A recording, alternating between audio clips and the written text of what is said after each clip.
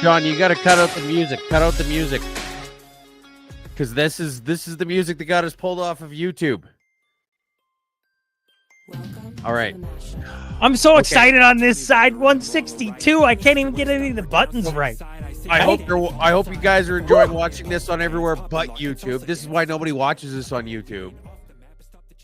Hey, despite the fact that we literally have I make permission mistakes. to use that Every song. once in a while, Sean makes a mistake. Okay. Sorry, Twos. Yeah. Hey, Yeah, Twos is so honored. perfect. So perfect. Not even close. Isn't it ironic that between the two of us, you're the one who gets us pulled off of YouTube?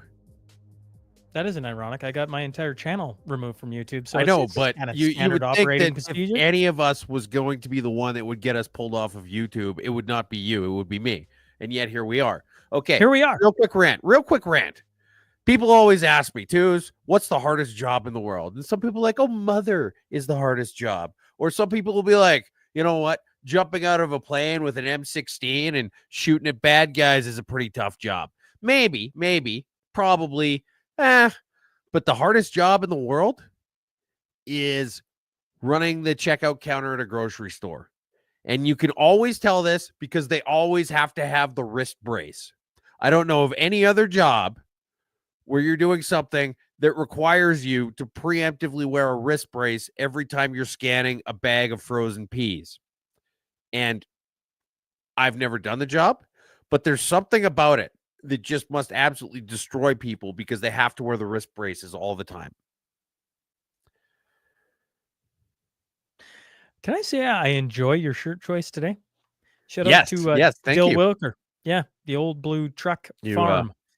You like this shirt? I do. Yeah, I got it a couple weeks ago. What? Yeah. Really? Yeah, just magically showed up. Dale Wilker sent you a shirt. No. You stayed at my house and you forgot it. And I said, well, this is perfect. I'm going to wear it on the Mashup. Well, there you go. I like it. That's Dale Wilker. So the old blue truck farm. Anyways, he's the graphic artist that has done the. Remember when it's got to be years ago now when we were doing the story about the PETA, and then he drew it wrestling. Oh yes, right. Wrestling He's the guy who drew. Yeah. Wrestling the Rooster. Well, you're never getting this shirt back now. Then that's the guy. So okay. anyways, well, hey Dale, thanks for the shirt. I think it looks better on you, anyways, too. I'm, just saying. Yeah, appreciate that. There you go. Mashup 162, everyone. How's everybody doing today? Good morning. It's a Friday, and I think there's lots of things that are definitely notable to talk about today. And we got a guy sitting in the back. We're going to talk about some of that. We got a full list of things to do today. And Sean's excited, and he can't seem to get any of the buttons right. So we'll see if that continues or if we clean our act up here. Either way, 162, I don't think you've come to expect any different from us two yahoos on this side. If you're watching, make sure to like, share, and let's go Panthers. Yes, I'm required to read all the headlines. So if you have a check them. That's right. That's right. Yep. Who put a question mark on the teleprompter? Come on. Everybody knows Ron Burgundy. I hope that doesn't come back to haunt you at any point, Sean. Oh, well, maybe it will. Maybe it won't. I don't know. I feel pretty good. Old Leon doing what he does in OT. Finds a way to score one. And old Pickard walking in. Good morning, Joe Mama. Pickard comes in, saves the day. And hasn't lost in the playoffs. Enough about that. Okay. Happy Airborne Friday to everyone, Jamie Sinclair and the boys. One of the things we do here is give a shout out to all the military men out there. And then let's start off with the Coot 6.5, shall we? Viva Fry had a tweet. Meanwhile, in Canada, a convicted pedophile is allowed to serve his sentence within the community because of modest size of the collection and the fact that the distribution discussion was with other like-minded individuals online. Yes. So apparently the considerations for this light sentence for child pornography was that A, it wasn't a lot of child pornography. And B, he was only sharing it with other pedophiles. Now, and C, it was over a short duration. They also said it was just a short duration.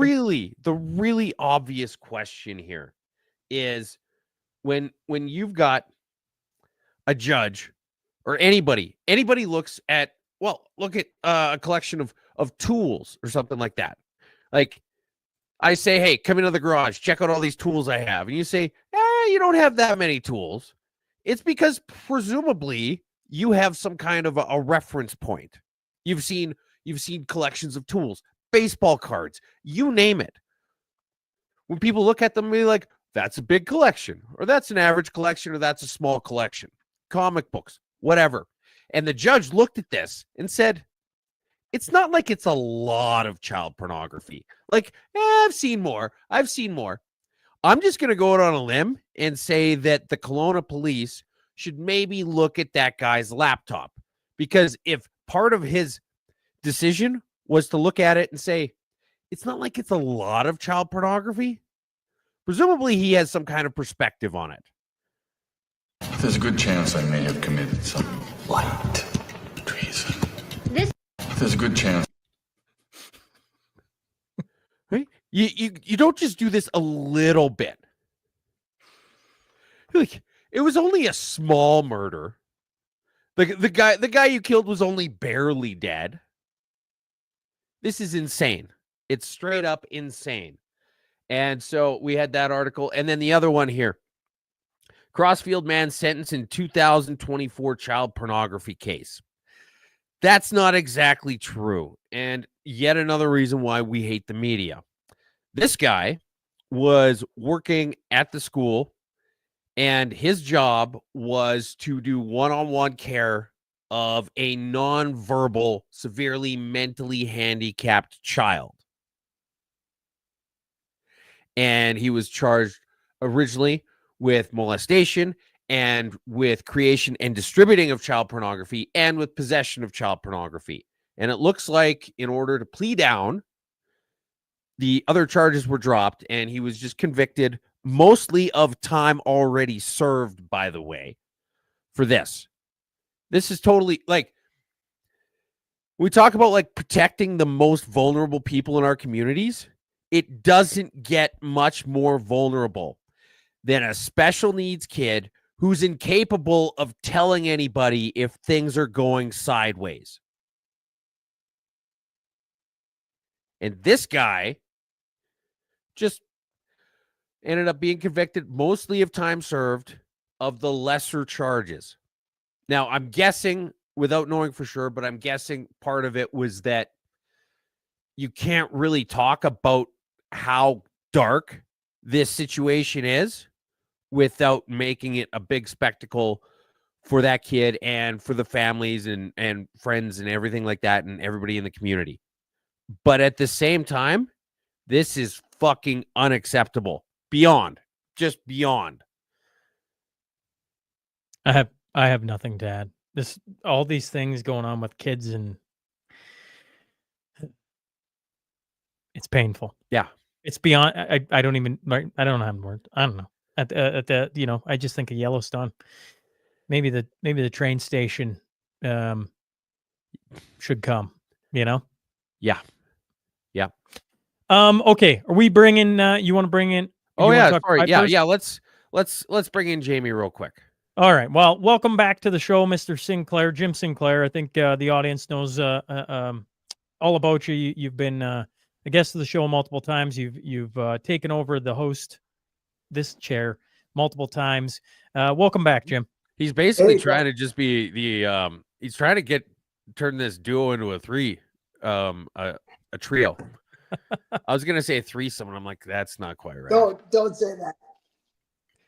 Hey, I don't know if you guys can hear this, but I keep getting the mashup music in the background. Is the mashup music still playing? Mashup music is still not playing, and you are really, really slow and behind. And faint. Okay. How about I just reset everything and then I'll link back in. How's that sound?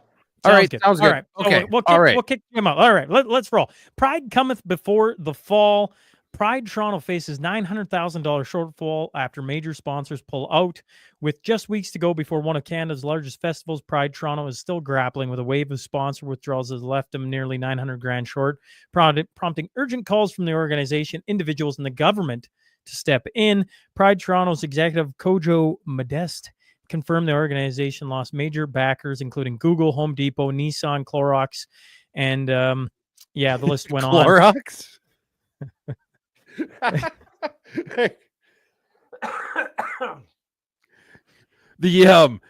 I'm guessing like a container of Clorox wipes might be just considered an aphrodisiac in some circles.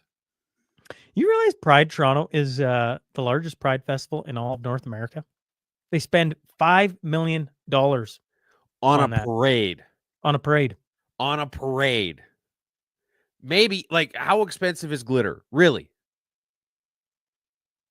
That I don't know. I was like, that's insane. Well, it's funny because a few weeks ago we talked about how there was a $700,000 budgeting shortfall, and now there's a $900,000 budgeting shortfall, and they're being dicks about it. Like, they're calling out, rather than saying to Home Depot or to Clorox, you guys sponsored us in the past.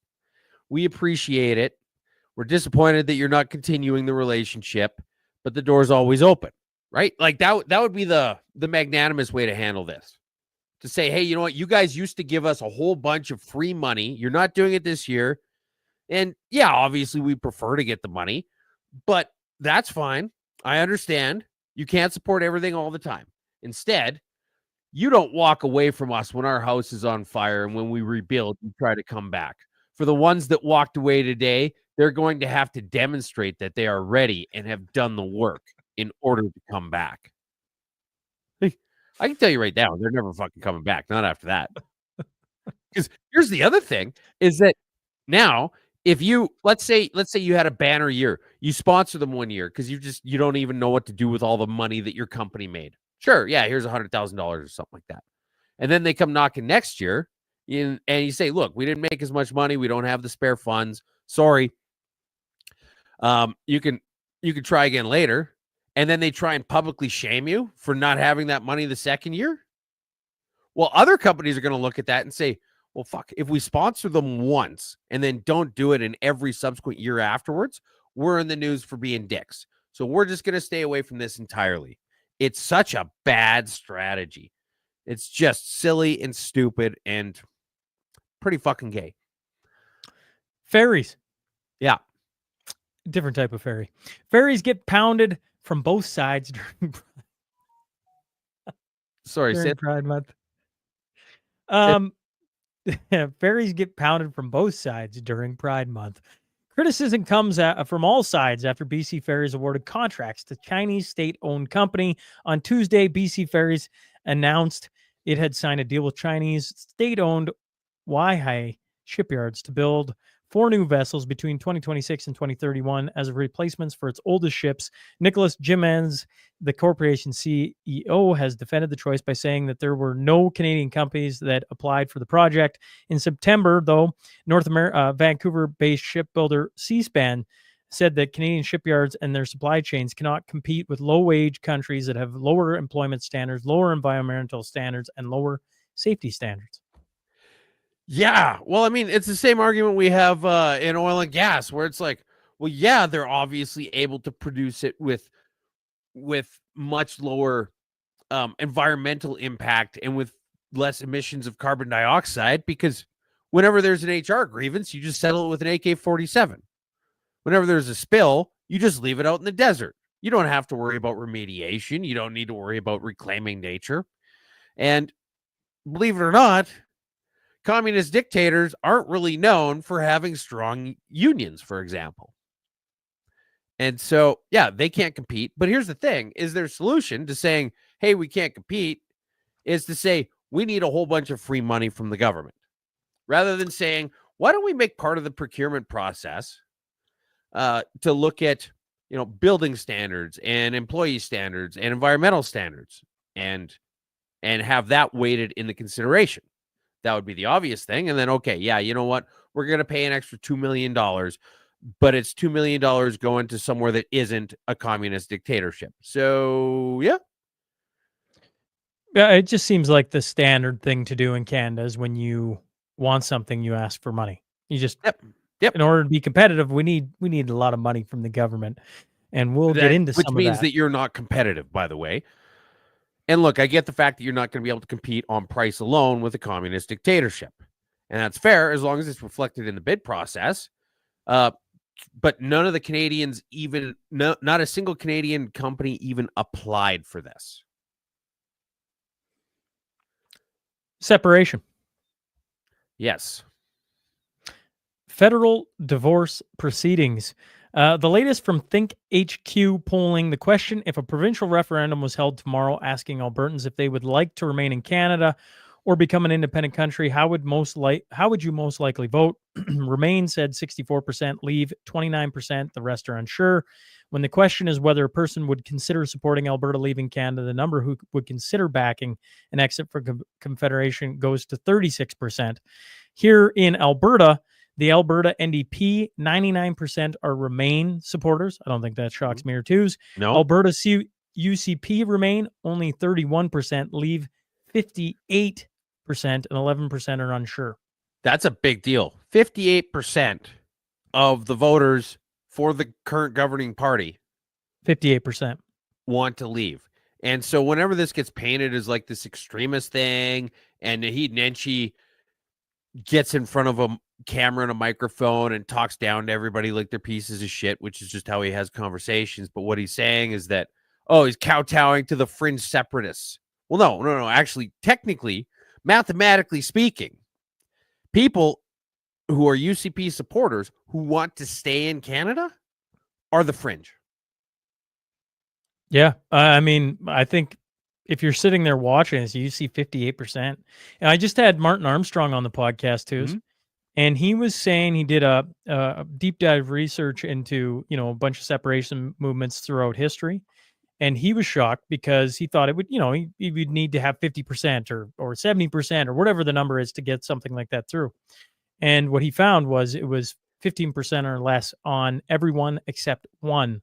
So he was saying, well, 15% of people in an area is all you needed, because there was a majority of people that would go along with whatever the minority pushed, and 15% was the number. So when you read 58%, you're like, holy crap, that's higher than all of his research showed. So I thought that was very interesting.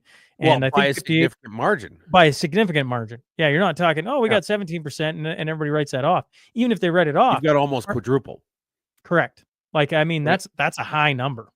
Now, here's the interesting thing. Look, one of my things is that regardless of where it is or who it is or whatever it is, the smaller group should be deferred to. So, for example, when Toronto said they wanted to ban handguns, I said, this is stupid. It's idiotic, but I don't live in Toronto. I shouldn't be the one deciding. Okay. And as far as I'm concerned, what should be happening with any idea about separation or secession or anything like that, regardless of where it is in the world or the country, the default should be to leave.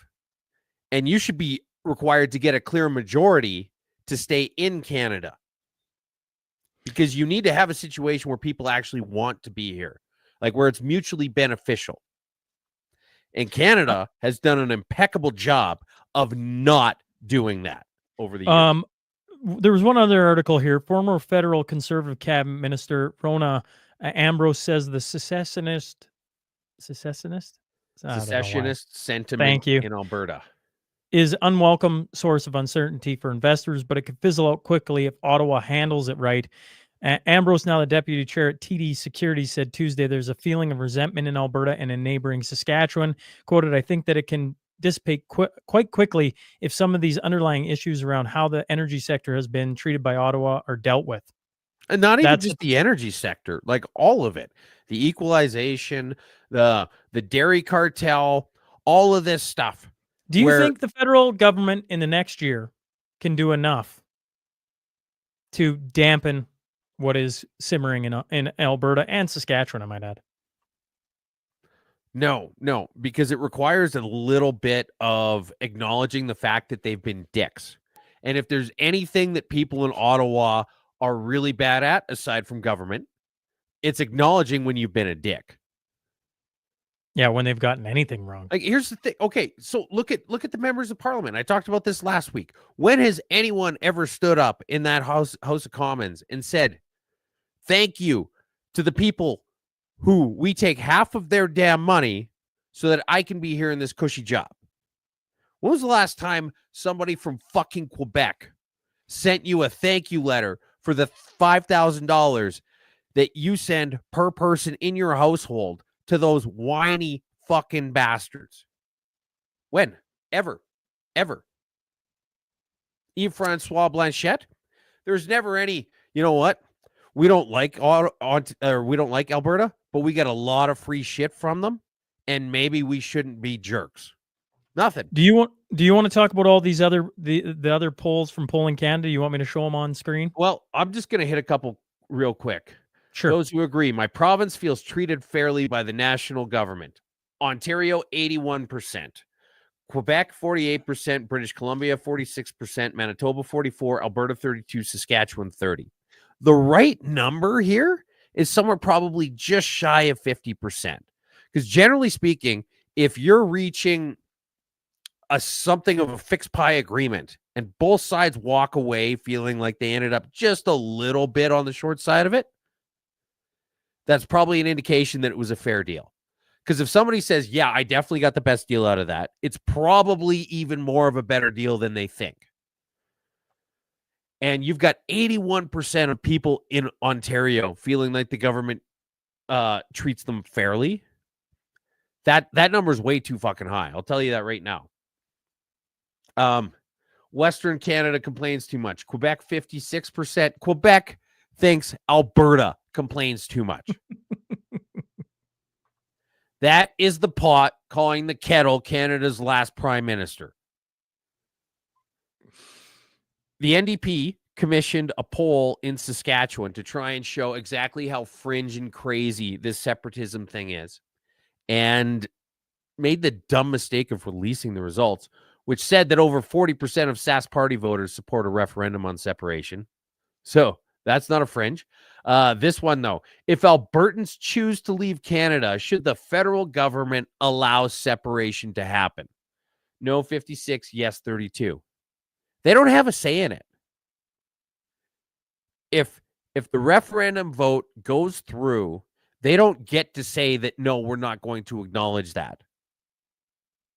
If this is done by the books and Albertans say, yes, we want to go alone, the federal government does not have a say in it anymore, aside from trying to negotiate the terms.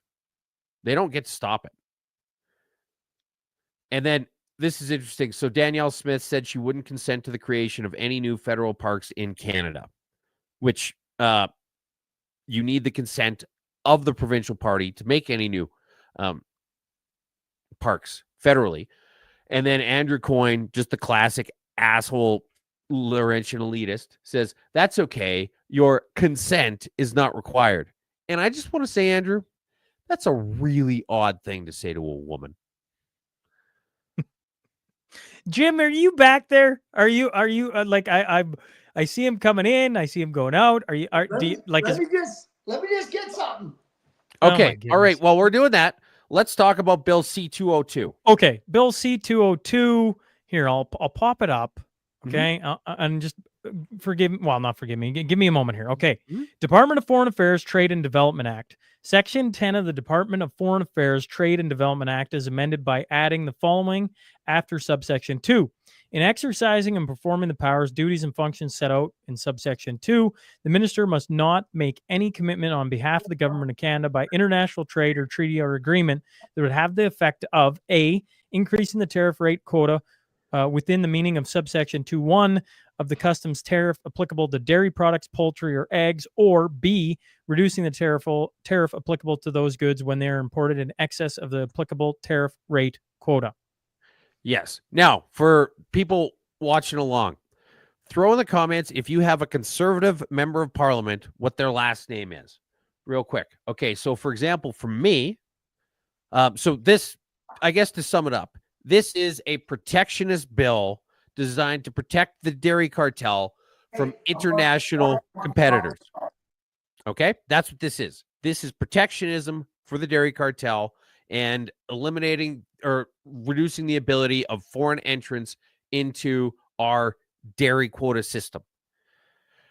Now, this, given that over half of the dairy farms in Canada are in fucking Quebec, this is a bill that was put forward by the Bloc. Okay, now, Lisa Ferguson, she says her MP is Stubbs, Shannon Stubbs. Now, here it is. Here's her name right there on the right-hand side. Mine is Stevenson. There he is just above it. Okay. Michelle Rempel Garner, she's on the list.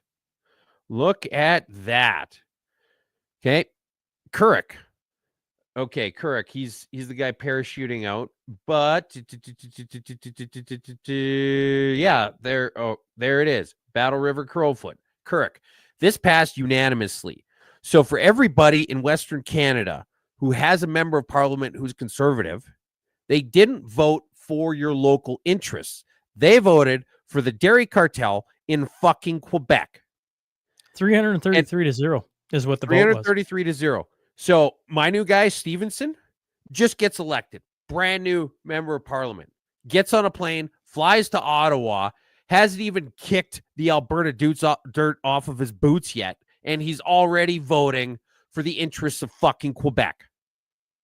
Listen, Stevenson, Stubbs, everybody.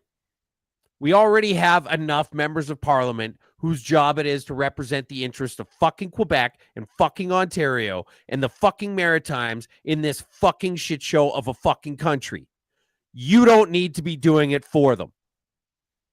I feel like you and Jamie have been taking lines from each other. Jim, what say you this morning? Well, thank you for having me. Can you guys hear me good? Or is, We can actually hear you. yeah, Do you way want to better now. disappear off the screen again, or are you going to stick around for a couple I'm seconds? good. I think China's hacking my internet here. Oh, yeah. Yep. Yeah. So, hey, guys, thanks for letting me on here. I was talking to Steve because Sean wouldn't answer his phone, but there's something going on. Why is that? What do I do Friday mornings? Everybody knows what I do. What is I know I Twos? literally What is put my phone Twos? off. The guy named Listen, I know Twos. you What does don't get up Twos early. do Friday morning? I know you don't get up early and get ready. Like you're like sleeping when I call you all the time. Mm-hmm. So you just got to get up. Just get up and get some shit done. You'll feel a lot better about the day. So, anyways, Real quick, Jamie. Zane says David Bexty for Bow River is his MP. Here's his name highlighted right there. There's Bexty voting after that great speech he gave last week about how all of the politicians in Ottawa have forgotten the people in Alberta.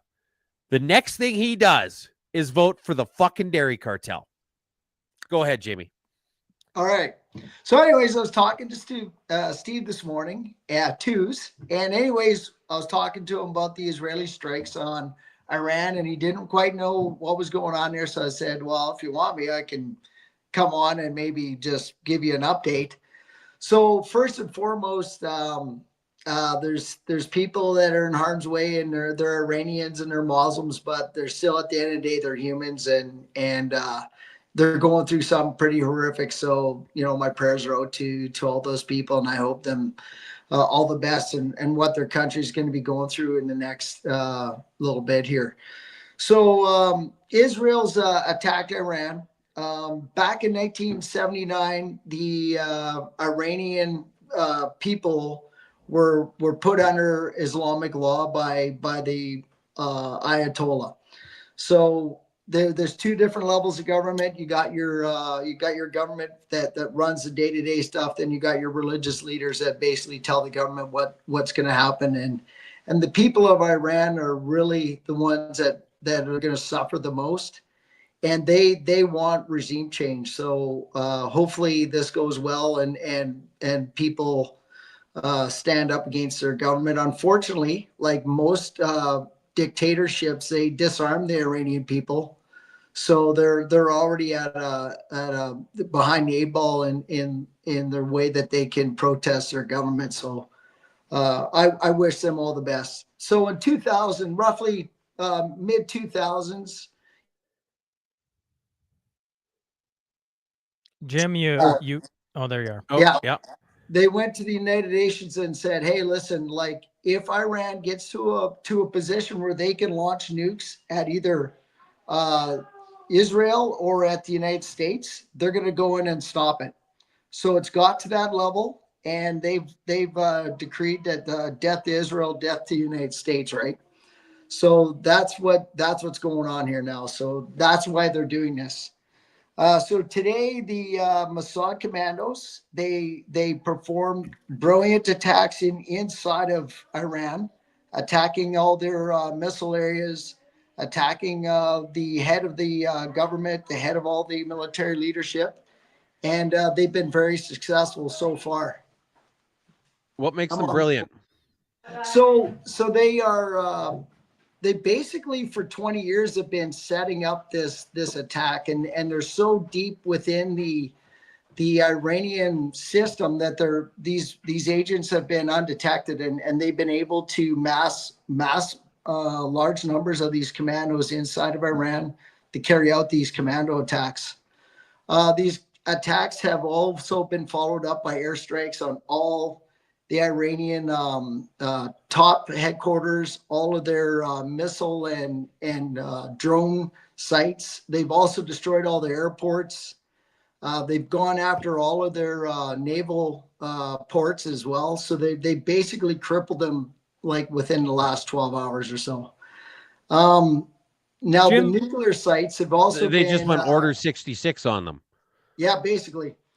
So this is going to be a multi-stage attack. There'll be other countries getting involved.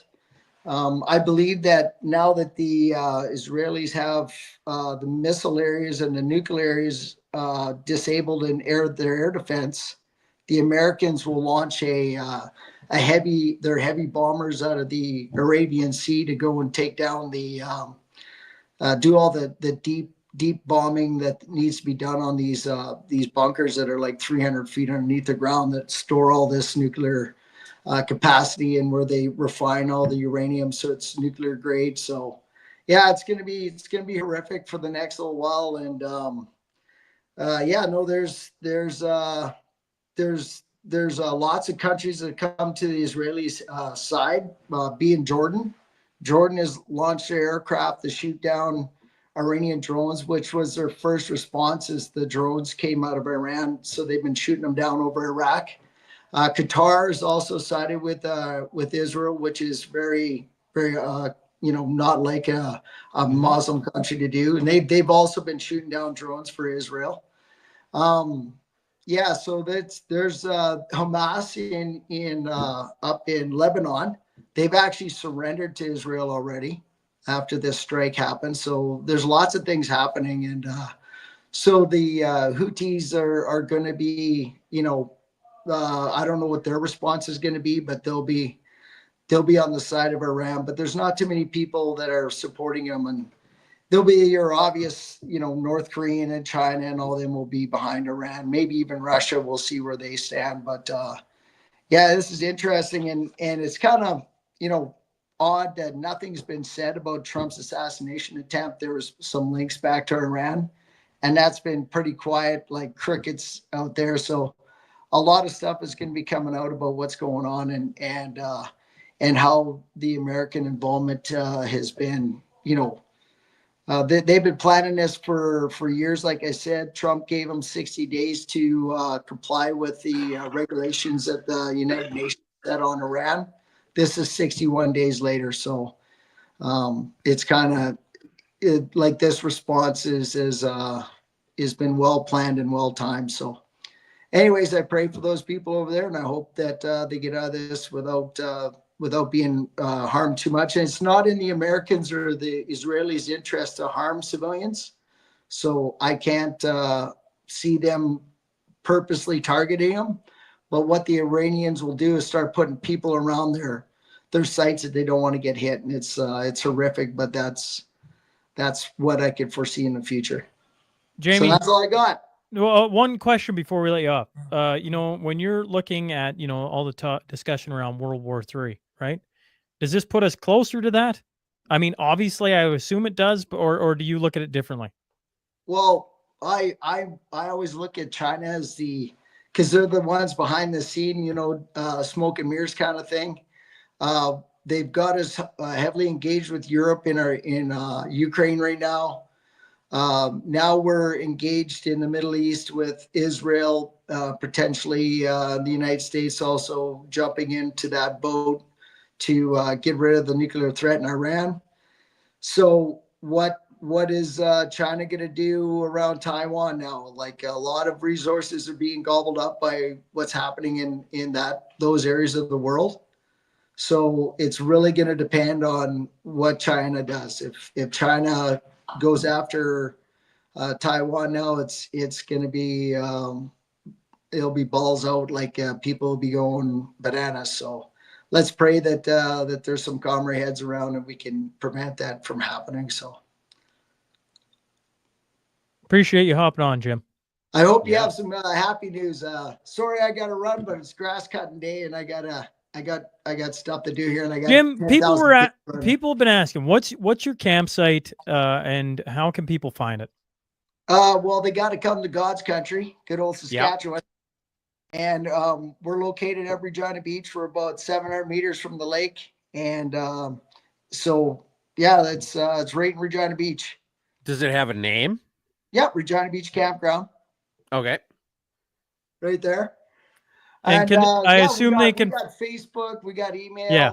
So people can reach out to us, and best thing to do is just bombard Sean with text messages asking for my phone number, because I've been like, people have been phoning me, and I've been like, yeah, it'd be good to see you. Come on down, we'll have a beer around the bonfire. So find him online, folks. Find him online. It's not a big deal if you get text home with Sean. Yeah, he loves it.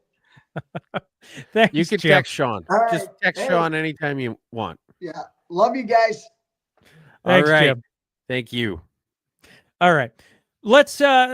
Thanks to Jim for hopping on, and yeah, you can text me if you want to track down Jim and his campground. Okay, I'm not too put off by that. And Vern had asked about Tom Kamiak. I don't even know if I'm saying that right, but yeah, you can see here he's highlighted. He voted yes for that. So, all right, auditor. Federal government organizations repeatedly violated the procurement rules as they awarded GC Strategies, Inc., the main firm behind the pandemic ArriveCan scandal, nearly $100 million in contracts over a 9-year period without proper oversight, Canada's Auditor General has concluded in a new report. Auditor General Karen Hogan found federal agency failed to justify procurement methods and contract costs following security measures and monitoring the work of GC Strategies, ultimately falling short in showing value for the money spent, and even paying contractors without proof of work was done. Yes. She said there's a video. Well, here, I could show it here real quick. I'll show maybe like the last little bit of it, where she says that basically everything went wrong. 10 departments. In this audit, there's 31 federal organizations, including one Crown and departments. And we found issues in almost every contract that we looked at, which tells me that there's no reason to believe it's limited to these two. And it's time for the public service to go back to the basics and understanding procurement rules and why they should be followed. Yes. So, you know how I say that it's not as though like it would just be insane to think that the media started lying to us as soon as we were better able to fact check them. This is the same thing. She looked into a whole bunch of these, and almost every single audit was a huge failure. So the logical conclusion is that the more they would look at, the more they would find. To think that it was limited just to the ones they happened to audit would be silly. And now the company is banned from having government contracts for the next 7 years. The company. Now, there's nothing stopping them from starting a new numbered company and getting contracts under that. Correct.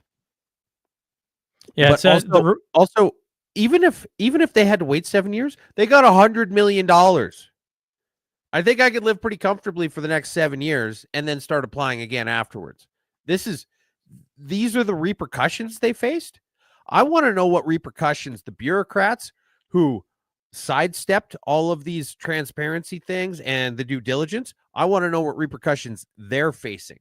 Because I can tell you right now that if I worked for any company and I just gave away $100 million without any of the correct paperwork, I would not be working there anymore. 9 Ontario men arrested after the largest drug seizures in the history of Peel region, with 479 kilograms of cocaine seized worth $47.9 million. Sing with me, sing for the year, sing for the laughter, sing for the tear.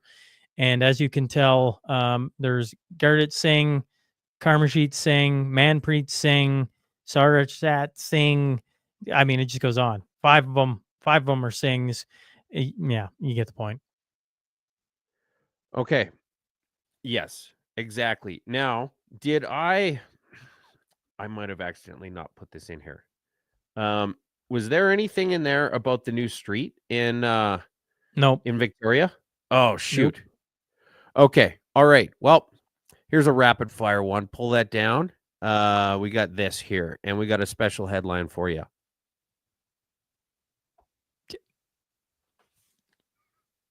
I don't even know how to read that.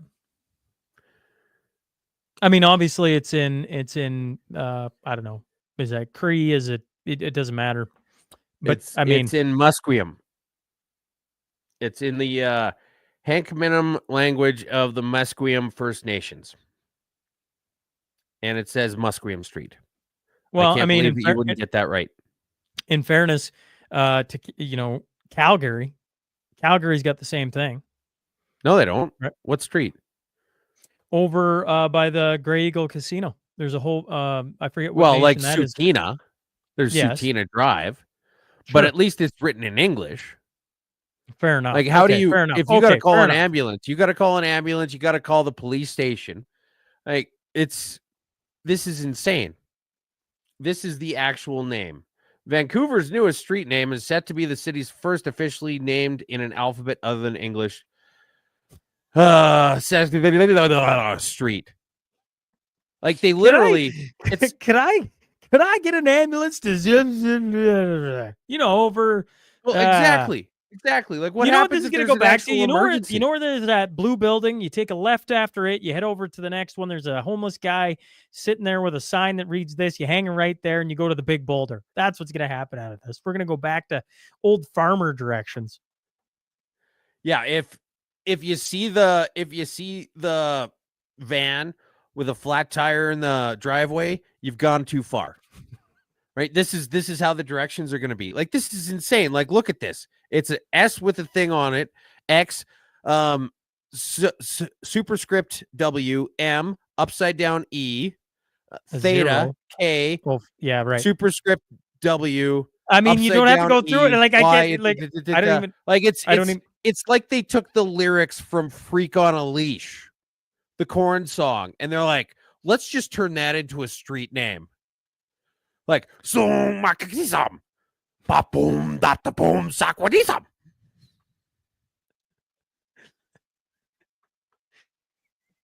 Who do you sound like? Jar Jar Binks. That's.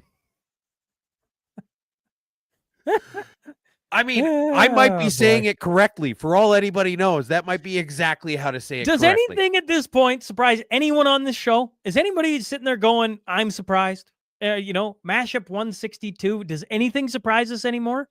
That one kind of did. Like, it's just the virtue signaling is going a little bit too far. And I'm saying that while living in this fucking country, that the virtue signaling is getting a little bit extreme. I'm curious in the comments. Is anybody surprised? Are you surprised at this point? Or are you just like, nope? Because I have a hard time. Twos can follow up on the comments when we get there. Regardless, I'm not surprised. Everybody laughing because that was great. That was Jar Jar Binks reading that right there. Premier Danielle Smith and 3 of her ministers on Wednesday night were in southern Alberta for an hours-long town hall to discuss the province's coal policy. About 500 people packed a community hall in Fort Macleod. And the town hall came weeks after the Alberta energy regulator granted an Australian-based coal company permission to start a controversial coal exploration on the eastern slopes of the Rocky Mountains. Northback Holding Corp's project at Grassy Mountain was initially rejected in 2021 with a panel ruled that the likely environmental effects on fish and water quality outweighed the potential economic benefits. Late last year, the project was exempted from Alberta's government's decision to ban open pit coal mines because Northback's application was considered an advanced proposal.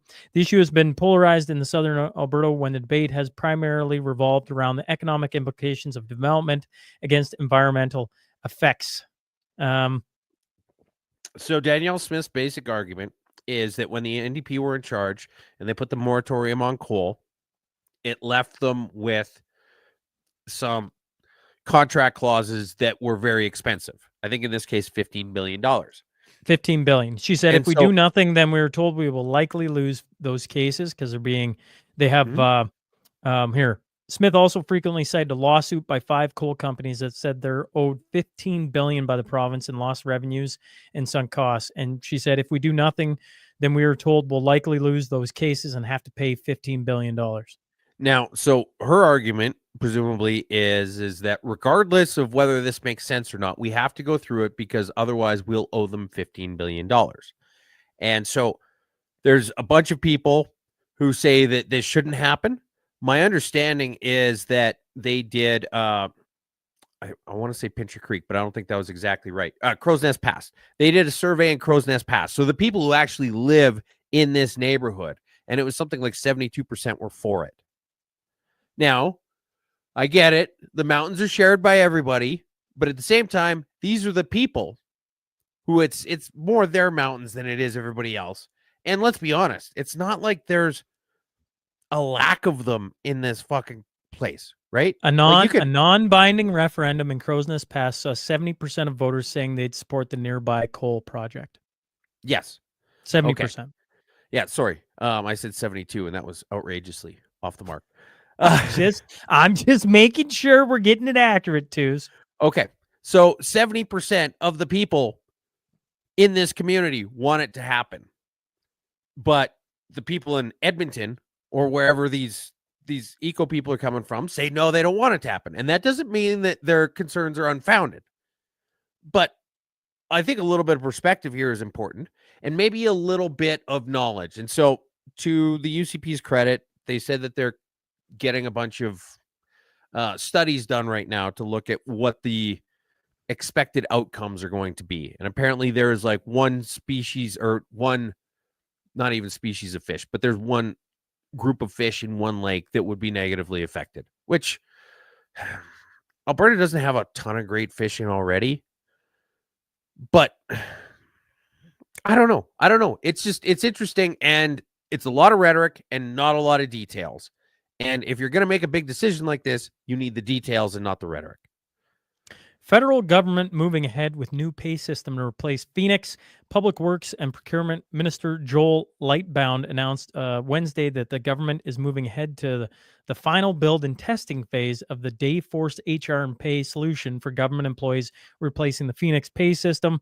The government of Canada remains committed to modernizing its HR and pay system in a responsible and transparent manner. By investing in future of HR and pay, we are taking an important step forward in ensuring an efficient, secure, and sustainable future for our public service employees. At least $3.5 billion has been spent by the government on the Phoenix pay system since 2017. Twos, $3.5 billion. And there are 327,000 transactions waiting to be processed through the system, including 331,000 financial transactions and 9,000 transactions related to collective bargaining agreements. Now, it's interesting. We like to talk about how stupid people in the media are in this country, or at least I do. They said 327,000 transactions waiting to be processed, including 331,000 and 9,000. Now, if you add those two together, it says that there are 327,000 transactions, including 340,000 transactions specifically mentioned. Their math is off in either A, B, C, or all of them. And nobody ever thought, Nobody on the copy desk said, wait a second. Did I ever Wait a mention? second. I think you're at your best when you just pick apart the grammar, like how they've structured a headline or the actual story. I don't know what everybody else thinks, but Tuz is at his best when he just is like, this doesn't even make sense. The story's like, okay, that's the story, but let's look at how they wrote this. It doesn't make sense. For those who don't know, Tuz constantly calls me when I do something on different things and I write things and he just pulls me apart. And I've come to it's an uncomfortable place to have Tuz pull It's a apart what you've love-hate written. thing. It's Yes. a love-hate thing. Yes, but I think on this show, when you're pulling apart the how they've written things, I'll give you all the time in the world, Tuz. Fire All right. away. Okay. Well, let's move on to the next one. More than $150 million has been spent looking into a new platform to replace the pay system.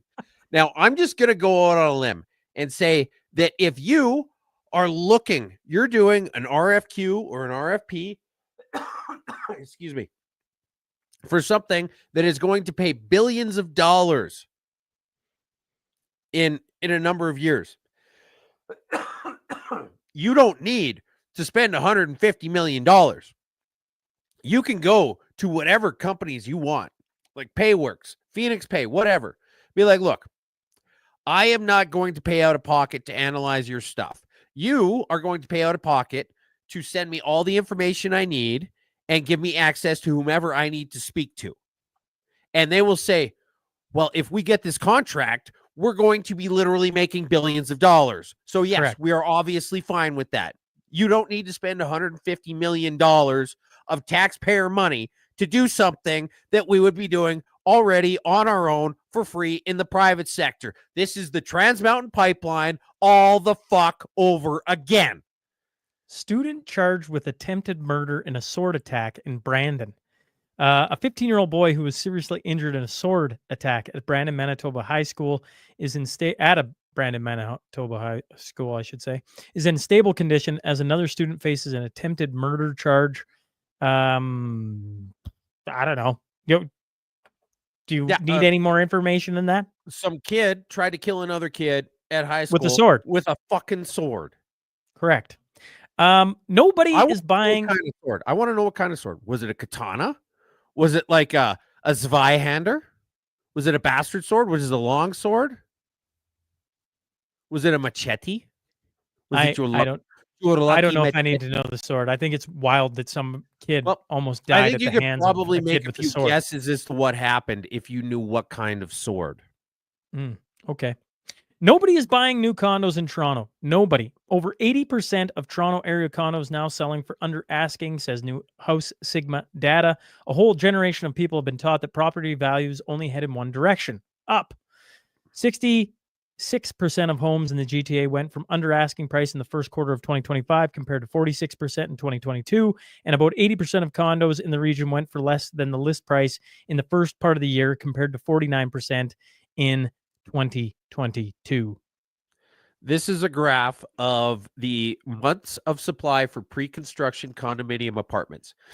Now, because it's months of supply, it's going to be automatically adjusted for population, because the larger the population, the more houses are going to be bought, and therefore it's just going to equalize. So this is a really good apples to apples comparison over time. The start of the graph is January of 2004, and it goes all the way to January of 2025. So over 21 years, the highest it ever got to was when the housing bubble crashed. It got a little over 20 months. And it's currently just shy of 60. It is very nearly triple the worst it's ever been in the last 21 years, including during the bubble bursting in 2008. Correct. Canada sets record for number of refugee claims. Canada's moved up one spot to become the fourth largest recipient country of asylum seekers, according to the United Nations Refugee Agency. Last year, Canada received a record 174,000 new refugee claims of the 3.1 million new claims reported worldwide. The country was also second largest resettlement country globally, welcoming 49,300 refugees in 2024 and led the world in granting permanent residence to 27,400 refugees. The thing that I always wonder whenever I read these articles is what are the finer points of what it takes to be a refugee? Like if I was born and raised in Nebraska and I came to Canada, could I claim to be a refugee? What does it take? What's the criteria you need to meet? Like, do you have to be leaving an active war zone? Do you need this? Do you need that? What does it take to be able to check that box and have it recognized as you being a refugee? And what kind of fact checking do they like? If you just say, oh yeah, I left a war zone, and then they look into it and say, well, you were just in Denmark. Good enough? Is it good enough? Like, is it like when people can self-identify as being First Nations and get a whole career out of it, like Buffy St. Marie, where nobody says anything? And maybe they'll quietly rescind your Order of Canada months later. But what do you need to do? And how do we ensure? Because that number seems really high. We are fourth in the world in refugees, in accepting refugees. We are the 38th largest country in terms of population. That is disproportionately high. Here's what Grok quickly says. So take this with just a smidge of grain of salt here, okay? To qualify as a refugee, you must have a well-founded fear of persecution based on one or more of the following grounds: race, religion, nationality, membership in a particular social group, gender, sexual orientation, political opinion, be outside your country of nationality. Alternative, you may qualify as a person in need of protection if returning your country would subject you to danger of torture, risk to life, risk of cruel and unusual treatment or punishment. And it says key requirements: unable to seek protection in your home country, no safe alternative country, and not excluded, you may be ineligible if you have committed serious crimes, have already been granted refugee status in another country, have safe third country status. Under the Canada-U.S. Safe Third Country Agreement, you may be required to claim asylum in the first safe country you arrived in, such as the U.S. Well, it's okay. So that right there, you may be required. You fucking well better. Like if you're leaving a war zone and your plane lands with 6 bullet holes in it, and luckily you managed to get to New Jersey. Well, you'll probably get a few more bullet holes by the time you're done taxiing, but that should be where you're claiming asylum. There shouldn't be a single person walking across the border between Canada and the U.S. who claims asylum in Canada. You name me one good reason why you couldn't make that claim in the U.S. They're deporting everybody. They're deporting everybody who's there illegally, not everybody who's coming in. Now, here's the thing. Okay, you're not being granted asylum. All right, well, now you can look into Canada. Fair enough. Right? You can look into it. But to just be like, yeah, I walked across at Roxham Road and I want to be declared an asylum seeker. Well, you were doing just fine back there 20 minutes ago. What's the problem? Public Safety Minister recuses himself from files on 2 terrorist groups. The cabinet minister leading Prime Minister Mark Carney's border security push said Tuesday he is recusing himself from files related to Sri Lanka terrorist group and its Canadian Front organizations. In a statement sent to Global News on Tuesday, the Office of Public Safety Minister Gary Anandasanda, how the heck do I say that guy's name? Do you know? Carefully. Probably wrong. I'm guessing Probably wrong. Ananda Sangari. He stepped back from, we're like, the other Randy. This is quickly becoming the guy who's going to be in our headlines for what, the next 4 years, too? Like, this isn't going away anytime soon. Anyways, he said he stepped back from any matter related to the Liberation Tigers of Tamil Alim or the World Tamil movement. The minister did not explain why he had done so, except to state that it was out of an abundance of caution. Both groups he cited in his recusal statement have their origins in conflict in Sri Lanka, where he said he was born before coming to Canada in 1983 and becoming an activist, realtor, lawyer, and MP. The Liberation Tigers of Tamil Alim or LTTE, fought a 25-year civil war against Sri Lanka government, forced in an attempt to carve a separate state out of the tiny island nation off India's southern tip. In 2006, Canada placed them on its list of terrorist entities, citing its terrorist attacks against civilian centers and political assassinations, such as the 1991 killing of former Indian Prime Minister Rajiv Gandhi. Ah, man, I'm just whatever. Welcome to Sean and Names this week. Okay. All right. So good background, but here's the important thing is that under Mark Carney's new leadership, the Liberals and Ottawa in general, they're sitting up straight. They're taking notice. We talked about it where, he's requiring that when people show up to meetings with him, they show up prepared. He's making people show up to work on time. He's making them dress professionally. They're Correct. expected to follow the rules of the law.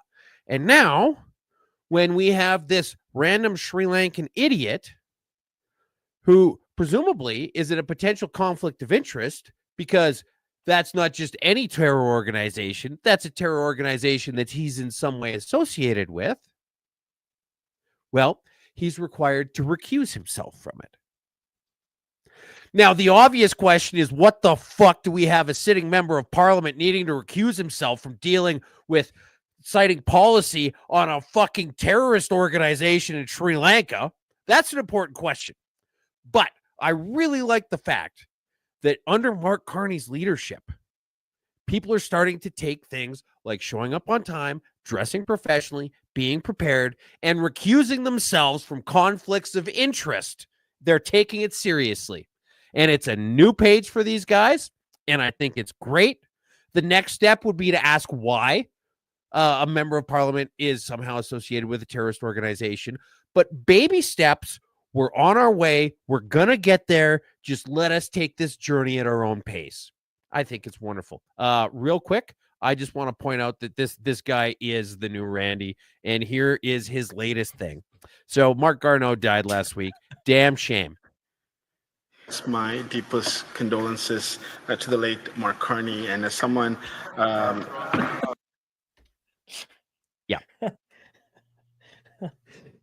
was sad to see the other Randy go, because I was just like, this story knows no bounds, like on how stupid it get. Enter Gary. We have Gary now, and Gary is going to entertain us for the days, weeks, mashups. I feel like ahead. they're numbered. This guy, I don't know. I thought that was the other Randy too, and he just kept showing up. Yes, but here's the thing: is that there isn't a culture of Randys everywhere like there was with Trudeau. Now there's a culture of show up on time, of be prepared, and maybe don't accidentally forget that the prime minister of your country, the leader of your party, didn't just fucking die. Come on, Gary, be better. Well, that's I think Gary's around. Gary's going to stay here for a bit.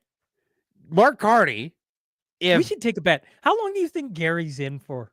Folks, I'm curious. How long do you think Gary stays here? Let's bring it back up. How long do you think Gary is in? Agree? Yeah. I think he's got 2 months. 2 months? He is going to, here's what's going to happen, is over the next month, they're going to phase back what's happening with him. He's probably going to have meetings booked during question periods that he's unable to attend them, sadly.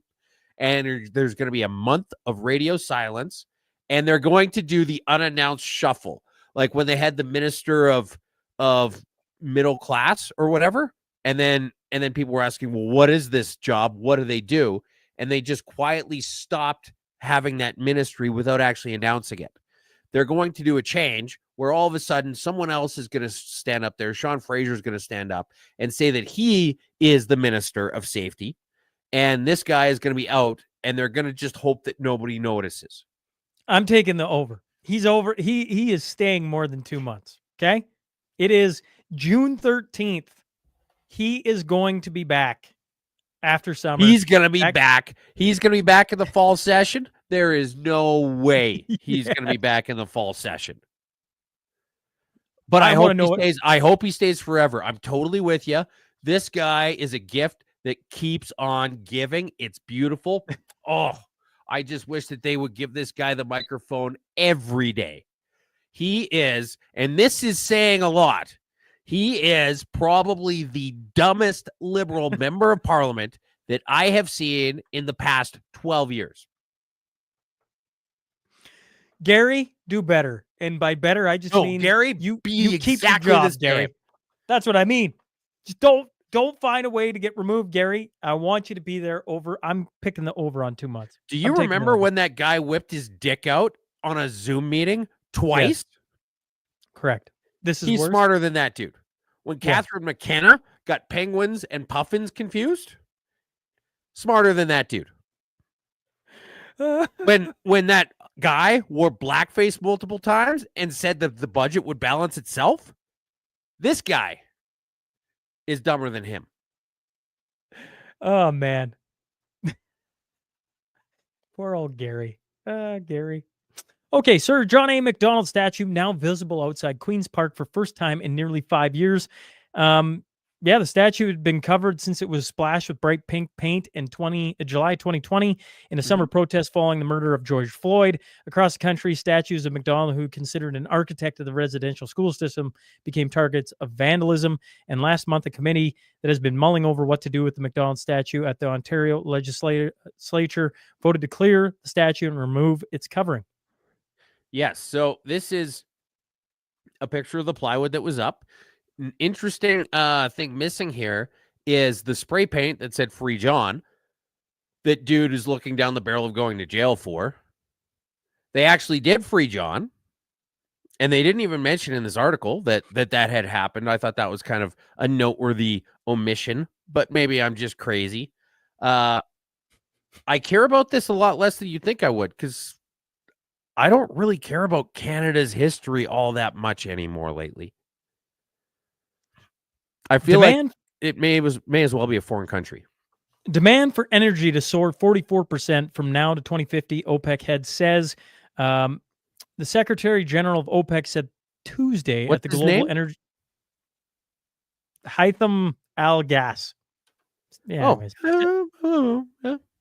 Global Energy, he said at the Global Energy Show in Calgary, the group projects global oil demand will surpass 120 million barrels a day by 2050. In our long-term projections, we see the forecast that global primary energy demand is going to increase by a staggering 44% from now to 2050. Our forecasts are not based on ideology. They're based on data and analysis of data, and they clearly indicate that oil would remain an integral part of the energy mix at around 30% still in 2050. He said. Now, it's interesting because Justin Trudeau very recently said that there's no business case for this. There's no business case. There's no business case for this. And Haitham Al-Gas, we got a lot of interesting names this week. We got that one. We had the new street in Victoria, which sounds like the sound I make when I stub my pinky toe. Yeah, it's quite a lot. Quite a lot. Anyways, apparently there is a business case. This guy flew halfway across the world to tell us about the business case. On to some goofy twos. Toronto man helping gunshot victim calls 911, gets put on hold for 10 minutes, gives up, drives the victim to the hospital himself. Victim in said hospital gets transferred to a different hospital and is dead. And that was a 15 or a 16-year-old kid. Yeah. Now, before we get to all the goofy news, I mean, first off, that's totally fucked. Hey, you don't call 911 to get we're sorry, the call center is experiencing unusual volumes. Please remain on hold and staunch the wound. It's insane. This country is just lost its way completely. There was a couple late additions. One of them, Carla Beck, leader of the Alberta NDP, which, as we know, is not a serious party. She's calling for the government to give a bunch of money to people whose homes have been displaced in the wildfires. The obvious thing to do here, look, I get it. The government has unlimited money and they can take whatever they want and they can just print more if they have a deficit. But if you actually want people to get behind this, especially in a place like Saskatchewan, you call on the communities. You fundraise. You ask people to help. That's how you do this. And by the way, having a NDP First Nations necklace seems a little bit cultural appropriation-y. But they're not a serious party. But they don't understand people. They don't understand how this works. Like, I've got a buddy who's lived in Laurent his whole life, and I was talking to him, and I was like, well, what's going on? And, are there any sort of, fundraising things? Can we talk about this on the show? Maybe try and get a few people to drum up some support for it. And he's like, I think there might be one for the Rona that burned down, but everybody right now is just worried about just getting through it right now, and they're not even thinking about rebuilding or anything like that. And yeah, the NDP, you've lost the plot. The solution to everything is more fucking government. No, the solution to everything generally is the community, your friends, your family, your neighbors. That's where the support comes from. That's where you get lots of help for things like this. And you lost the plot. Put your head on straight, NDP. And then the other one. Here, this one's good. Silver price soars above $36 US. Its highest in 13 years. So silver's at nearly all-time highs. So shout out to SGB. Yes, Silver Gold Bull. If you're going to buy any silver, silvergoldbull.ca or .com, and reference the Sean Newman podcast. Proposed class action claims Uber Eats is overcharging Canadians. Uber Eats customers in Canada could be part of a new proposed class action lawsuit accusing the online food delivery service of charging hidden service fees. I mean, there's more. They just basically are adding fees into after saying they're not. So the way it works is when you go to order something with Uber Eats, it'll say it's going to cost this much, and here's your delivery. And then at the very end, right before you hit OK, there's another little fee added on. Yes. Before you look at it and hit OK. Correct. So on the one hand, they're intentionally misleading people by hiding that fee up until the very end. But on the other hand, you're the person who hits OK. If you want $17 for someone to bring you a medium fries and a Coke, you're the person pushing the button to make that happen. Yeah.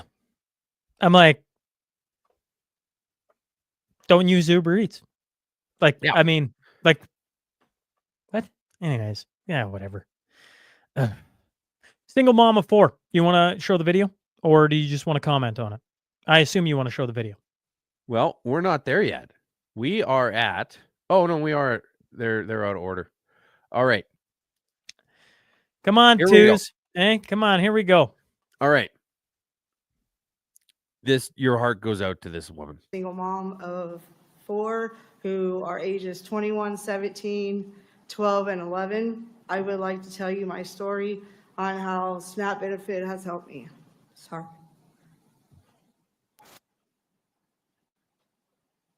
Go ahead. You're doing good.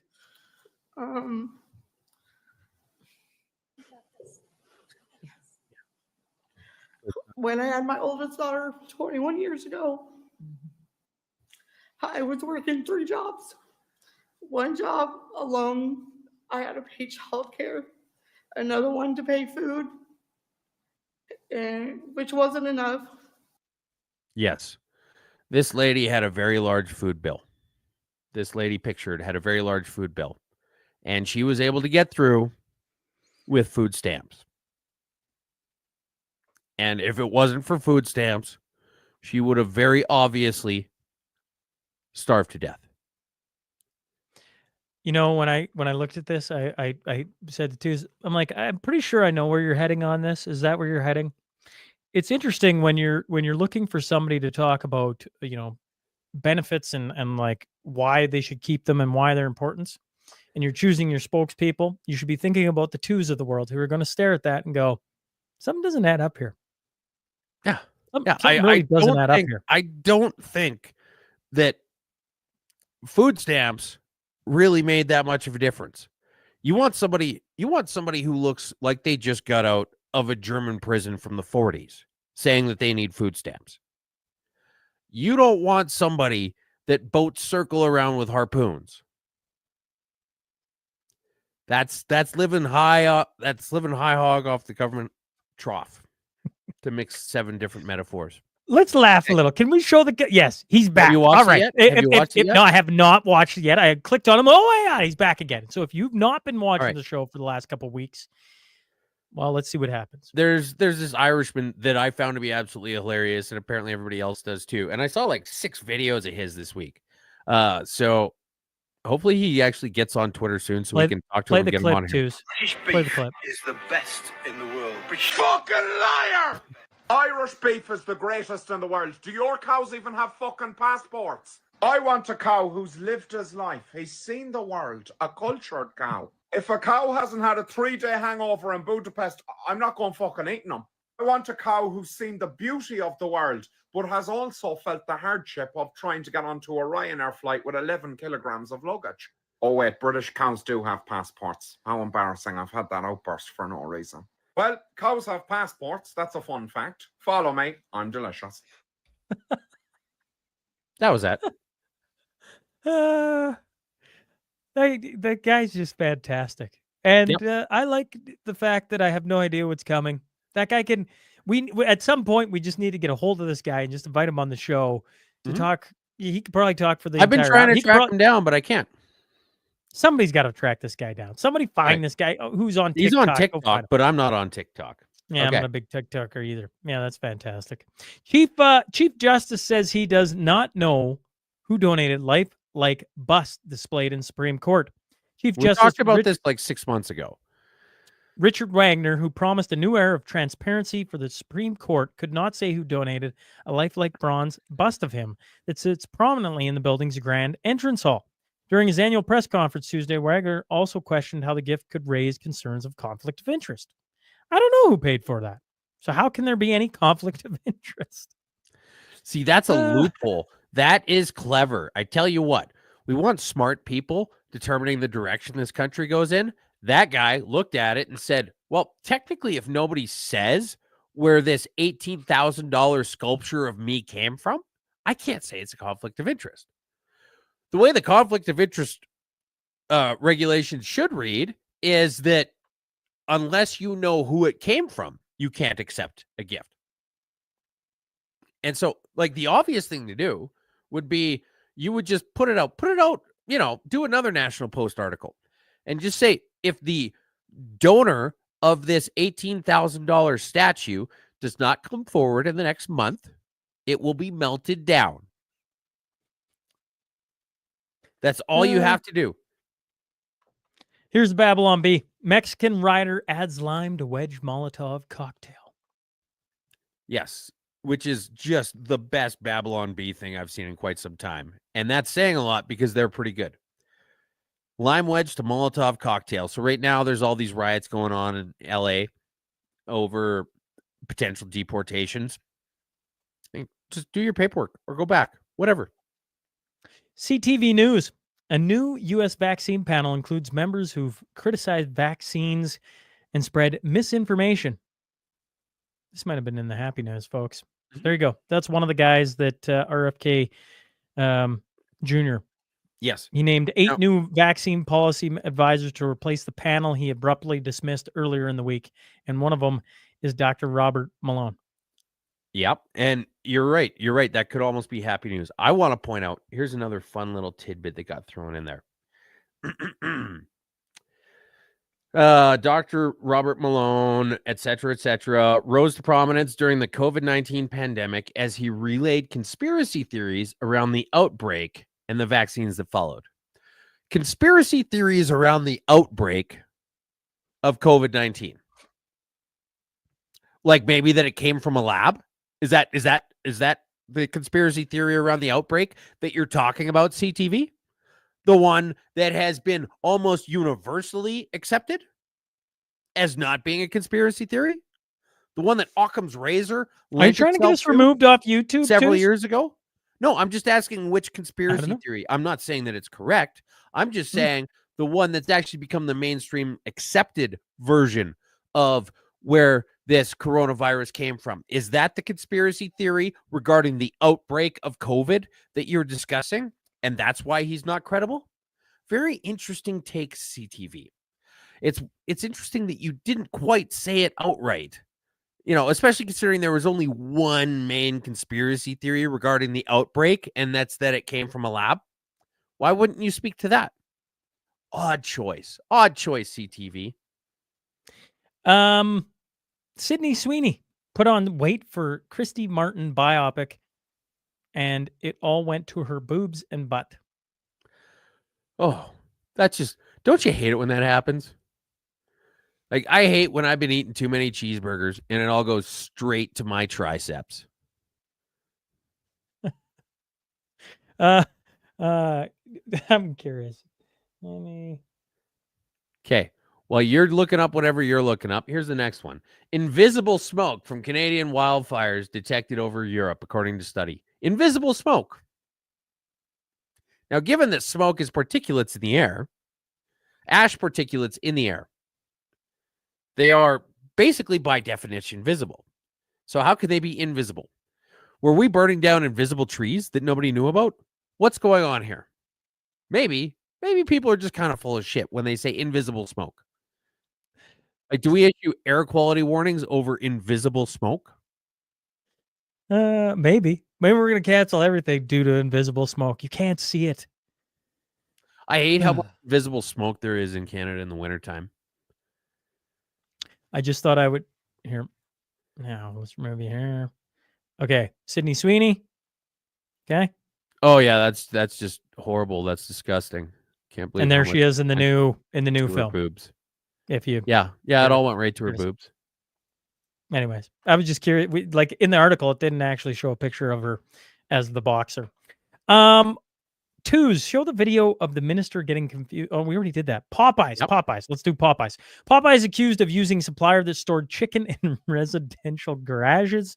A lawsuit filed against Popeyes Louisiana Kitchen is accusing the fried chicken chain of buying unsafe meat from an unauthorized seller that was allegedly stored and packaged raw chicken in residential garages in where?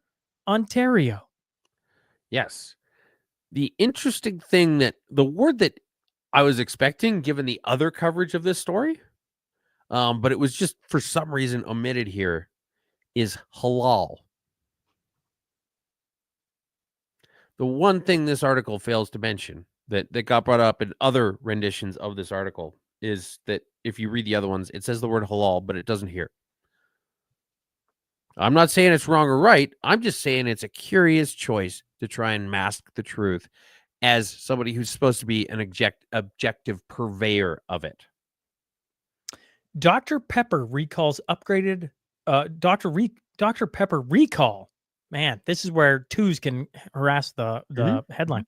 Dr. Pepper recall upgraded over serious health risk. A recall in cases that Dr. Pepper has been upgraded due to a serious health risk. What is the health risk, Sean? On Thursday, the FDA's recall was upgraded to Class 2, which the organization describes as a situation in which use of exposure to a volatile product may cause temporary or medically reversible adverse health consequences, or where the probability of serious adverse health consequences is remote. Although the cans produced by Jacksonville, Florida Pepsi Beverages Company were labeled zero sugar, they were found to contain the full amount of sugar that is in a regular can, which is around 39 grams. There you go. Yes.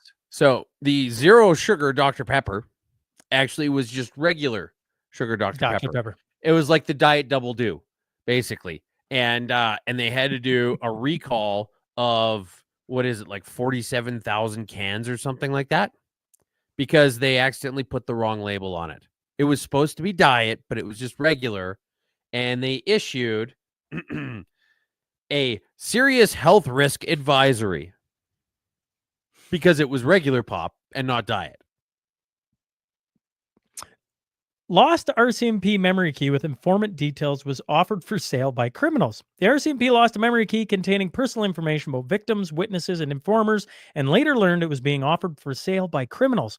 A detailed report by the Office of Privacy Commissioner Philip Dufresne reveals the RCMP told the watchdog about the breach in March 2022, prompting a lengthy investigation. The probe found the encrypted USB storage device contained the personal information. Unencrypted. Sorry, that's a good catch. Thank you. Personal information of 1,741 people, including witnesses, complainants, subjects of interest, information, police officers, and civilian employees. Yes. The commissioner says the Mounties agreed in principle to the recommendations, but did not commit to implementing them within a specific timeline. Other interesting thing missing from this is who the fuck lost their job over it. Presumably because it was nobody. When people talk about why they don't really feel a lot of love or support for the RCMP, it's shit like this. 1,741 people, including witnesses, complainants, subjects of interest, informants, police officers, and civilian employees. That's fairly sensitive shit. This is a big deal. And it's not as though somebody just found it on a park bench and turned it in, and it happened to be important. This was for sale. Criminals were selling this to the highest bidder. Correct. All right, what's next? Two's wanted me to put this in there. I didn't want to, but I guess if you do, that's fine. That's fine. It's a text. It says, "What time are you coming?" And then it's a picture of Stuart Skinner, and then it says, "WTF?" What does that mean? It means I'm not showing up. Oh, that's funny because the Oilers. What about the Oilers? Twos? Well, they kind of got off to a bit of a slow start, didn't they? I believe the series is tied 2-2. Just saying. I'm just saying they lost a couple back-to-back games. How do you think the Calgary Flames goalies are doing right now? Oh, they're probably doing just fine. Probably enjoying life. Yeah, probably. Not a lot of added stresses. Liberals table bill to speed up approvals for major national interest projects. Prime Minister Mark Carney's government is granting itself new powers to quickly push ahead major projects the federal cabinet deems to be in the national interest. Intergovernmental Affairs Minister Dominic LeBlanc tabled legislation in the House of Commons today, which would give Ottawa the authority to draw up a list of large projects it wants to prioritize and expedite their federal approval. Carney said it has become too hard to build new projects in Canada and vowed that this legislation will change it. We're in an economic crisis, Carter told news conference on Parliament Hill on Friday. We're still facing intensifying unjustified tariffs from our largest trading partner, and the best way to respond to that is to respond at home, build strength at home. Bill C-5, the Free Trade and Labor Mobility in Canada Act, and the Building Canada Act, is twinned legislation meant to break down internal trade barriers and cut red tape for major projects. The bill set out 5 criteria to evaluate whether a project is in the national interest. They include the project's likelihood of success, whether it would strengthen the country's resiliency and advance the interests of Indigenous peoples, and whether it would contribute to economic growth in an environmentally responsible way. You know, I would say that the best way to handle this, okay, so they're looking at the problem. They're saying there's too much government red tape and nobody wants to build anything. Okay, well, what would be the best solution? Well, if you're the Liberals, you would say we would introduce other red tape to supersede the existing red tape, and that would help make things better for things that we hand pick through additional red tape. It's basically, if I could sum things up, that's more or less what they're doing. The obvious thing would just be to get rid of the said red tape. Yes, absolutely. The other thing this doesn't talk about is that Carney said that pipelines would only be built if all of the provinces involved agreed to it. He's giving the individual provinces vetoes over pipelines. We talked about this last week. The man is still an idiot, despite all the good things he's doing with making people with ties to terrorism recuse themselves from decisions about terrorists. He's still Gary. Doing this dumb shit. Premier Mo just fully confirmed that virtually. Just real quick. Why don't we put equalization to the same standards? All provinces get a say? If one province thinks that something the country is doing is not fair to them, they can single-handedly veto the entire thing. Okay, you know what? It's a dumb idea, but if you want to do it, apply it across the board. Let's throw equalization under that exact same measuring stick. Let's look at equalization and say that if one province, just pick one province, any one province, Alberta, Saskatchewan, Newfoundland. If one province thinks that equalization is bullshit, well, let's just scrap it. Okay. What's good for the goose is good for the gander. Premier Mo just fully confirmed that virtually all the fires in Saskatchewan are human caused and some intentionally. Well, I mean, Alberta did the same thing last year, right? We had Shane on talking about it, if I remember correctly. Now you have the Premier of Saskatchewan talking about how all fires are basically human caused. Human caused. Well, look at the way forest fires just dropped. The number and size of forest fires dropped right off a cliff during the lockdowns. They've already arrested 2 people for the forest fires started in Saskatchewan. But it's climate change. It's not arson, it's climate change. Carney, and it's causing invisible things to happen. And it's causing invisible smoke. Will Yes. somebody please Gotta be think of careful the of that children? invisible. The invisible smoke is affecting the children. Carney says all Canadians must come together around the values of Eid. These are Muslim values. These are Canadian values. You might want to play the video. I don't. I just want to say that I do not give a shit about the mixing, the commingling of politics and religion, regardless of the religion. Don't care, doesn't matter. If you are a town, a municipality, and somebody says, well, what are you going to do about Passover? Nothing. It doesn't affect how the streets get cleaned from snow. It doesn't affect how the good water comes into your house or how the bad water leaves your house. We don't give a shit. We're not going to talk about it. It's not pandering. We're not going to do it for anybody. We're not going to do anything special for Easter. We're not going to do anything special for Ramadan. We're not going to do anything special for whatever Buddhists celebrate for holidays, Taoism, Zoroastrianism, none of it. We're here to keep the wheels turning on whatever group we are elected to represent. And that doesn't include taking time out of our very busy days. We're so busy, we're making the civil servants show up on time and prepared for meetings. We don't have time to pander to any, every, or some few religions. That's it. Happy news. All right. I would sit here and argue with you for a few seconds, but I'm like, I told Twos I had an hour and a half because I got to go pick my daughter up from a triathlon. Okay, we well, just passed an hour and a half. Get it right here. We don't really need the happy I would news love I'd love to push back on this a little bit, but I'm going to go to happy news, and me and Twos will bring out this conversation a different day when I just have a little more time, folks. All right. Now that could be fun. Now here's one of the first happy news. This is the city added parking fees for the beach, so the residents protested. I can just play this, I think. I don't need any sound on this sucker. You can see I don't know, is that glue Twos? Is that what they did? It looks like they just filled all the slots in it with spray foam. Or is that spray foam? Is that spray foam? Geez, yeah. I didn't think. Okay, sure. I mean, something. It's clever, I mean, the machines are are inoperable. Damn shame. I mean, you've got these perfectly legitimate civil servants who just want to charge people to park by the beach. All they want to do is just collect more revenue, and you're stopping them by vandalizing their machines. This is absolutely horrible, reprehensible. There's no reason why it should be in the happy news. Jimmy, why did you put this in the happy news? There's nothing happy about this. I'm going to fire him. We might disagree on some things, but all Albertans and all Canadians are on the same page about this. We want the cup, or we want the cup. Let's go Oilers. Naheed Nenshi. There you go. Oh, what a great guy. What an absolute class act. Look at the way he's just looking down on people while he's trying to be personable.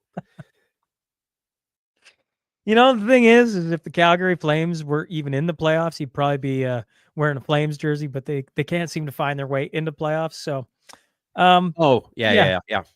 I think it's great the way, I mean, not only is the Oilers jersey the NDP colors, but you've actually got the leader of the NDP out supporting them. Sticking with the Oilers, do you want to quickly show the Wayne Gretzky video? That is a feel-good video. You Yes. don't have to show it all. I don't know if you want to, but they We'll gave show out tickets. we'll show a little bit of it. Yep, think it's signing up ticket for $1. Wayne Gretzky. Wayne Gretzky gave him. Him and his son Ty. Gretzky. Yeah. Oh yeah? $2. The box is yours. You'll not be home tonight because the Gretzky family inviting you. Stanley Cup game today. Are we going? You're going. We're going. You're both going. Really? Yes. Yeah, fast forward to when they're at the game too. We can use the mic. Okay. This is the It's best Play La day Mamba, of my baby. life. Oh, yeah. There they are. They're meeting They got to meet Wayne. Gretzky. They got a jersey signed by him. And it would have been game one because towards the end of the video, Yep. towards the end of the video, Towards the you end can of the see video. the game winner and they're celebrating. Pretty cool moment. I mean, Yeah, for all absolutely. for all the silliness that professional sports want to bring into professional sports, that's a pretty cool video. Yeah. And I mean, they must have looked for a long time to find a couple special needs Oilers fans.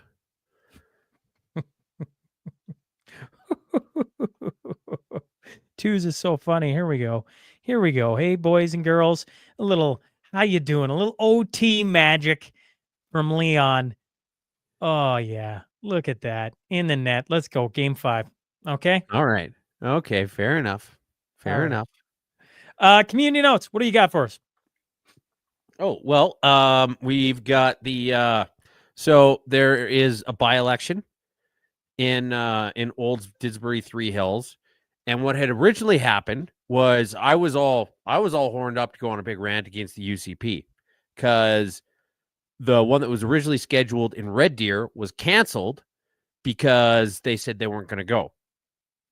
And as far as I'm concerned, regardless of your political stripes, if you have a candidate running who's unwilling to meet and discuss what exactly they want to do for the community that they're supposed to I be don't know, like the representing, Federal Conservative Party in the last election.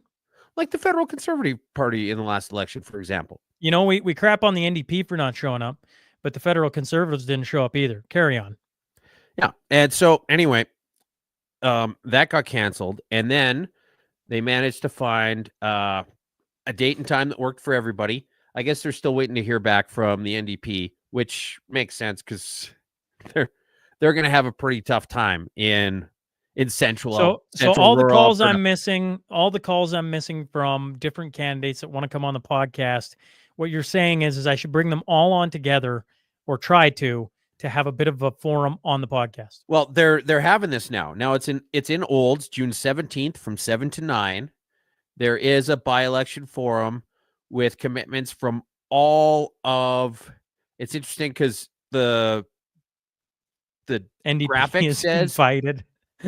yes.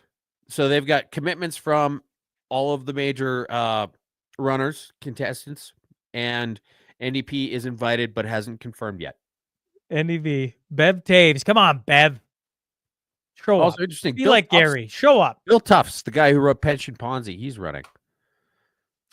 A friendly reminder that join us Saturday, June 28th for Airdrie's second annual car meet, calling all muscle cars, JDM, KDM, Euro, classic cars, supercars, cool rides, and motorcycles too. If you have one and want to show it off or just like to drool on them, then come on out. No registration required. Everyone welcome, all ages, free barbecue, rain or shine. If you're looking for a free family-friendly event, we'll see you at 1 p.m. Saturday, June 28th at 101 Highland Park, Common Northeast. And this event is hosted by Lift Youth Fitness. So there you go. And just brought north to you of by the Airdrie? Youth Committee. Brought Yep. to you by the Youth Committee of Airdrie East UCP Constituency Association. Yeah, and just north of Airdrie, Crossfield is having their Pete Night Days. So they got the rodeo with the cabaret today, tonight, all day tomorrow, and the cabarets both nights. I should before we sign off, I told you this, and I'll say it on live air, I guess. Tonight I get to go back to my hometown school and talk to get to talk at the graduation. So I get to give a grad speech, which is well, thank you to Hillmon for bringing me back. When you graduate twos, I don't think you ever have that in mind. That's certainly not one of my I didn't have Well, that marked on anywhere. You don't really think, oh, you know what would be really cool is if in a couple decades they asked me to come back and give the keynote speech. Yeah. And you don't, that's yeah. It's going to happen. So, shout out to Congratulations. Hillmon. Yeah. Well, we'll see how I do. We'll see if they boo me off stage first, eh? So either way, You should just show up and just sound as crazy as possible and just straight turning the frogs gay. I promise Hillmon I will not do that. Oh, Mashup that's a damn 162 in the books, folks. We'll see you next Friday, as always, every Friday, 10 a.m. Mountain Standard Time. Tooz and I are here. Yeah. Appreciate you all being here with us. Make sure to share the show, and we will catch up to you on 163 next Friday. Tooz, till then. See you later.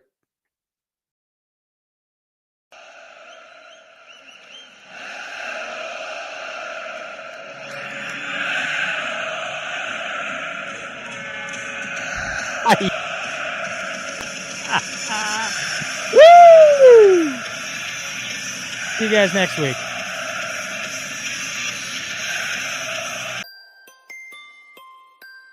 Welcome to the Mashup. Tell me whether I'm wrong or right. East or west, up or down, side to side. I sit to stand and fall to fly. Of all of my impulsive plans, pop and lock and salsa dances on demand. I follow leading off the map, stop the chatter, scream happily. Welcome to the Mashup. Welcome to the mashup. Welcome to the welcome.